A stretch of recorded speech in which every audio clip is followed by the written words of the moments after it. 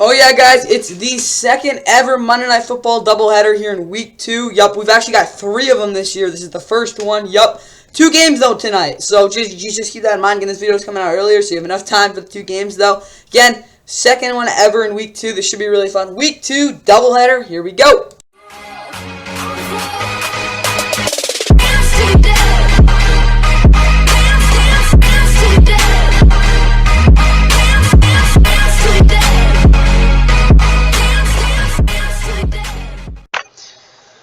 I mean, last year's game was so bad that I really don't know why this is on national television. Because if the NFL is a requirement for a team to be on primetime, this is the type of game that's going to be in that bad window.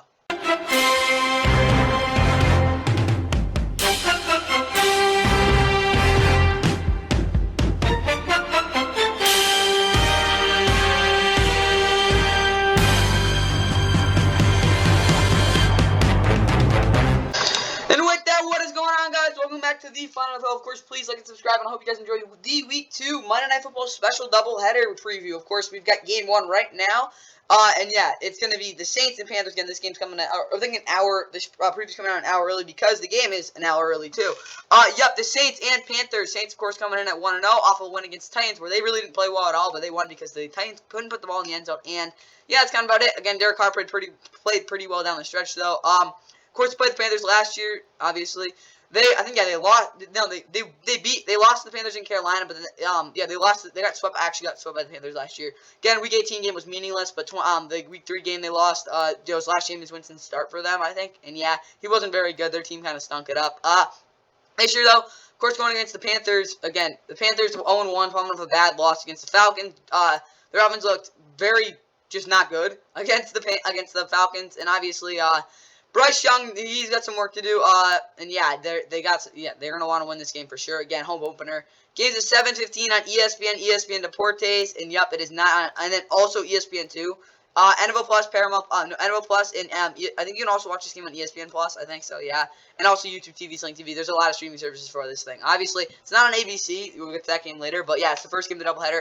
Monday Night Countdown starts right now too, I think, on ESPN. So if you wanted to watch that, it's like starting right now. It's like an hour early again. Announcing this game, now I'm going to go all the way down, is Chris Fowler. Again, first ever, if you know, Chris Fowler is an ESPN insider. It's going to be his first ever play-by-play game. I want to see what he can do, of course.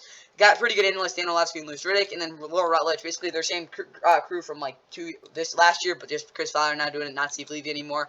Westwood One, Bill Roskini, and Tony Baselli on the call. And then, obviously, the weather, it's going to be, where is it?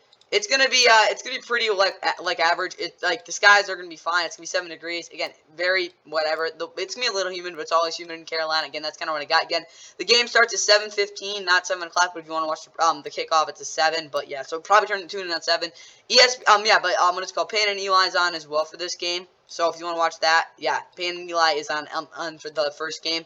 Last year, of course, the Monday night first game of the doubleheader was a blowout with the Bills knocking off the Titans 41-7. Hope that doesn't happen again, but we'll have to wait and see. Let's get in the Saints starting lineup. And for the Saints, Derek Carr, of course, is their starter. Jake Haener, Alvin Kamara, Traquan Smith, Trey Turner, Payne Turner, and Andrew Dowell all on IR. Jamal Williams, Kendrick Miller's questionable again. Kirk Merritt will probably get some snaps too. Chris Olave, Michael Thomas, Rashid Shaheed, receiver. Keith Kirk would also be in there too. Juwan Johnson, Foster Moreau at tight end. Adam Prentice is the fullback. Trevor Penning, James Hurst, Eric McCoy, Cesar Ruiz, Ryan Renchick across the offensive line. Cam Jordan, Tano Castigan, Isaiah Foskey, and Kyle Anderson off the edge, who had a really good game last week. Kalen Saunders and Nathan Shefford off the up the middle with Pete Warner, Dorian Davis, Zach Bond at linebacker. Paulson Adebo, Isaac Yadam, Alec Taylor, and Marshall Lattimore at corner with Tyrann Mathieu and Marcus May at safety. JT Gray is also questionable. Blake Grupe is the kicker. Their punter is Lou Hedley. Rashid Shaheed is the returner, and Zach Wood is the long snapper. So the Panthers, of course, Bryce Young starting quarterback. Andy Dalton is his backup. Miles Sanders, Chuba Hubbard in the back. Adam Thielen, DJ Chark Jr. is questionable. Terrace Marshall Jr. will probably go in if he can't. And obviously they got Jonathan Mingo as well. Hayden Hurst and Ian Thomas tight end. Ikem Mukwanu, Nash Jensen with Brady Christensen. Henry Anderson, Marquis Haynes Jr., Matt McCain III, and J.C. Horn all on IR. Austin Corbett's also out another week. Bradley Bozeman, Chandler Zavala, and Taylor Moen across the rest of the offensive line. Sean Williams, Shai Tuttle, Derek Brown, Brian Burns, Yeturgos Matos, Justin Houston, and Amari Barno off the edge. Shaq Thompson and Frankie Louvu are the linebackers with Dante Jackson, Troy Hill, Jeremy Chin, and C.J. Henderson at corner, with Xavier Woods and Von Bell at safety. Eddie Pinheiro is your kicker, Johnny Heck is your punter, Rasheem Blackshear's your returner, and J.J. Jansen's your long snapper. All right, looking at the keys to the game for the Saints, I want Jamal Williams to get at least more red zone carries. He didn't really get as many. I think that's why they weren't as effective. They scored 3 field goals out of the four chances they got. Obviously, Jamal Williams didn't really play super well last week, but if they get him more carries in there, I really do think it'll give them more versatility and space in the red zone. Derek should continue to look for Rashid Shaheed to clear out for Chris Olave to create underneath in the middle hole. So obviously, what happened last week was he ran a lot of vertical routes, and because of that, Chris Olave got a lot of nice routes underneath where he could burn receivers and corners and make a lot of nice plays. If they can continue to do that, their passing game should be fine. Saints defense under 20 points. Again, if they can do that, they should be fine. Again, Bryce Young, can't let him run around too much or make a ton of big plays because he will do that if you give him the time. But again, kind of like the same thing with the Falcons, 2+ turnovers, yup. And Cam has to give Bryce a welcome to what the Saints usually do to the Panthers QBs in US Bank Stadium. Not gonna lie, the Panthers have ever since like Drew Brees has shown up there. Outside of that 2015 game where they won like 50 something, and it was terrible. So, I forgot what the score of it was.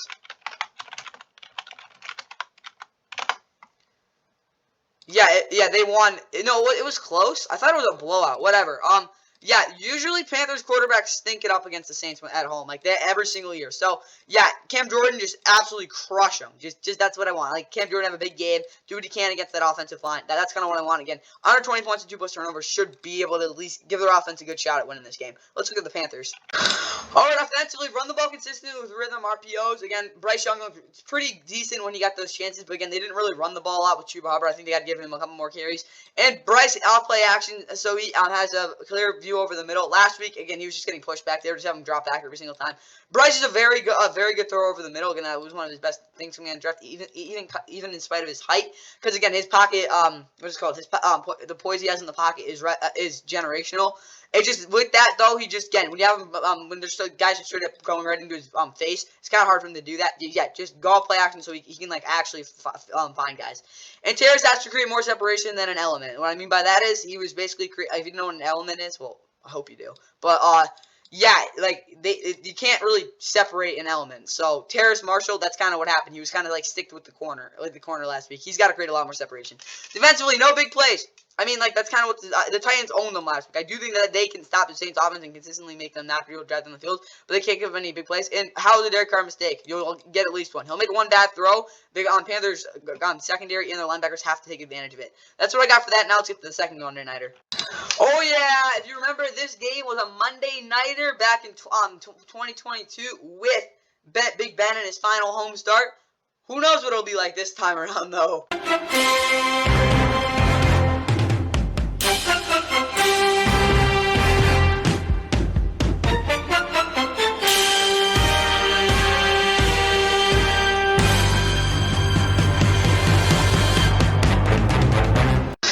Yep, the second game of the Monday Nighter is a flashback to 2022. Of course, where Najee Harris had by far his best game as a Steeler. Big Ben got his huge win, stuff like that. But yeah, of course, the Browns and Steelers, very different teams now in some ways, I guess. Again, Steelers beat the Browns in Week 18 last year, 28-14.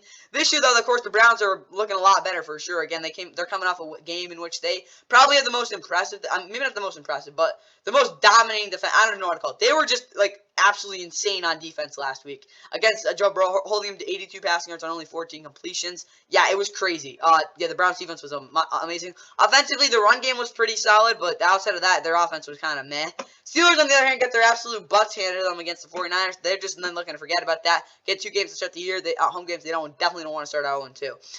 Again, this game is on ABC and ESPN Plus, NFL Plus, and I think YouTube TV are your streaming services for this game. I think the Monday night, again, if you just want to watch the pregame for this one, I think it's at 7 right after the Monday Nighter starts, I think. So, first game, so this is game 2, so they actually do overlap. So, after the first game, if you're watching the Saints and Panthers, you can flip it over, switch in between, because they'll be basically simulcasting for like 2 hours, so that'll be pretty cool. Announcing this game will be Joe Buck, Troy Aikman, and Lisa Salters. This is the #1 game. Same thing, I think, next week, though. It'll probably be whatever game's on ABC, I think. Westwood won, and Kevin Harlan and Kurt Warner are on the call for this one as well. The weather in Pittsburgh, it's going to be a little windy, 8 miles per hour. You might not think it's that much, but in Pittsburgh, you'll see. 67 degrees. This isn't, again, precise. It's only 7 o'clock. But, yeah, it's going to be a little humid for Pittsburgh. But, yeah, it's going to be pretty fine weather. Good game. Good weather for football. Yeah, Browns Steelers is your Monday Nighter. Let's get right into, again, on ABC, not ESPN. Let's get right into the Browns starting lineup.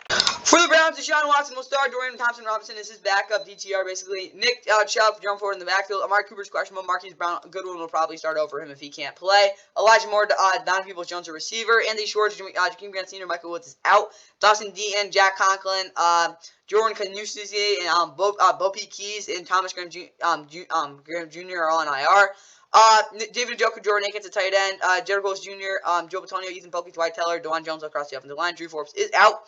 Myles Garrett, Obo Okoronkwo, Alex Wright, Sirius Smith off the edge with Jordan Elliott and Dalvin Thompson up the middle. Siaki Ika is questionable. JOK, Anthony Walker Jr., and Sione Takitaki at linebacker with Denzel Ward, Aaron Emerson Jr., Greg Newsome at corner with Juan Torno being questionable. Ryan McLeod might start, and Grant Delbert is a strong safety. Dustin Hopkins is their kicker. Their punter is Corey Borquez. Don Jones is their kick returner. Punter returner. Jerome Ford's their kick returner, though. And Charlie Hewlett's their long snapper. And for the Steelers, of course, Kenny Pickett's their starting quarterback. Mitch Trubisky is his backup. Najee Harris, Jalen Warren are in the backfield. Anthony McFarland Jr. is out. Alfonso Graham, Renell Wren, Cameron Hayward, and Chappelle Russell are all on IR. Jeffrey Johnson is out again with a hamstring. Calvin Austin, Miles Boykin will probably rotate there. George Pickens will be the number 1, of course, with Allen Robinson complimenting him as the number 2. Pat Frymuth, Darnell Washington, Connor Hayward, tight end with Dan Moore Jr., Isaac Salamalu. Mason Cole, James Daniels, and Chuma Okafor at tight end across the offensive line. He's got to get a target this week, I think. Either way, Larry Ogunjobi, Montavious Adams, and Armand Watts across the defensive line with T.J. Watt, Nick Herbig, Marcus Golden, and Alex Highsmith off the edge. Quan Alexander, Cole Hull come up the middle. Landon Roberts also there. What is it called? Levi Wallace, Patrick Peterson, Shannon Sullivan, Joey Porter Jr., and Patrick Peterson at corner. Keanu Neal and Michael Fitzpatrick, Devontae Casey in the secondary. Also, Desmond King, if you didn't know, he's still on this roster. Chris Boswell's the kicker. Presley Alvin the third is the punter. Your returners are Calvin Austin third and probably again Wesky. Again, he struggled with fumbles last year, but he's still an explosive player. And Christian Kuntz is your long snapper. And wrapping up the doubleheader preview with the Browns and Steelers for both these teams' keys to the game. First off, the Browns. I want this offense to continue to run the ball with your own fork to complement Nick Chubb. Obviously, you got a pretty good amount of carries last week. You just got to be a little more consistent. Get the ball to Amari on out routes and ins instead of running him vertical and having it and having to make 2 moves instead of, or just cut at the top. And no Deshaun Watson there both. You can't get out of the pocket and just throw a terrible pass. It just can't happen. Like, that's not acceptable. Like, again, I get he's just trying to fit the ball in a window, but he made some amazing throws last week. But some of those balls he was throwing, like, yeah, that's like Cam Newton, like 2020 ass. Like, you can't have that happen.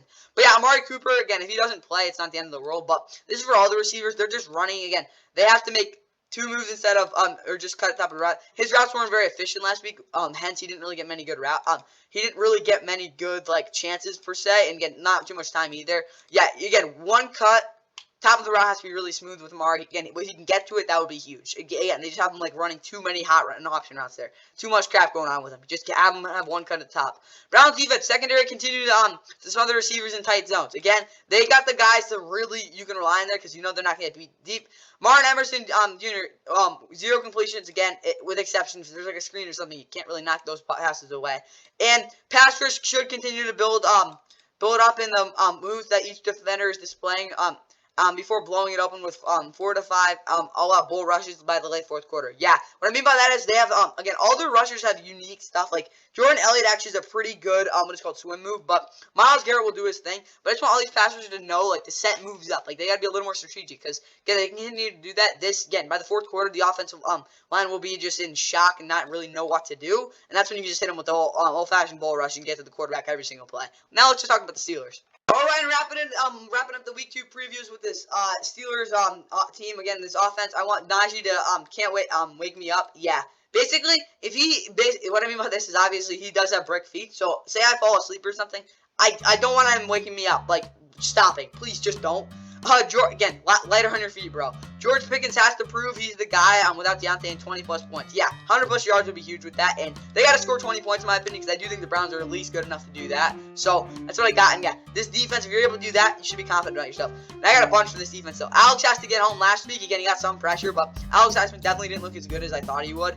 Landon Roberts has to account for the weak penetration and dismissive integrity of the Browns O-line against a banged-up D-line. Yeah, that D-line for the Steelers is really, and I mean really, really banged up. So, okay, again, you miss Cam Hayward. I think the Marvin Leal is also hurt too. Whatever. Landon Roberts, he's got to be able to basically be a lot more physical, but also realize that these defensive linemen, offensive linemen, are going to try to come right at him and knock him over. So he's just got to be able to be ready for that because he's one of the best run defenders. He's got to be able to bring that physicality, but also know that you have to be a lot better than a lot more like, I would say conservative because of the fact that your defensive line might get pushed around a little. And Minka can't be garbage.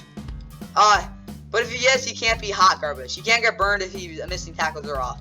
Again, last week, Minka just didn't look right, I'll be honest, but he wasn't hot garbage. But if he's hot garbage, just don't get burned. Like, again, he could miss tackles, he could just not be in the flow of the game, but he just can't get burned. That's the one thing I would say about Minka. When he does have stretches where he's bad, but it's just because he's just really not in the game, but he's not getting burned. He has but usually when he's bad, he's not getting burned. If he starts getting burned, that's really bad because the rest of the defense depends on him keeping everything in front of him. Again, he's really not a true free safety, but he's still a really good one at keeping things in front of him. Even though he's not the best true free safety in the league. Again, he's everything in front of him. He's got to continue to do that. And with that, that's all I got for the Week 2 Monday Night Football special doubleheader preview. Again, I hope you guys enjoy it. Kicks off again with Saints and Panthers on ESPN, and then the Browns and Steelers on Monday night.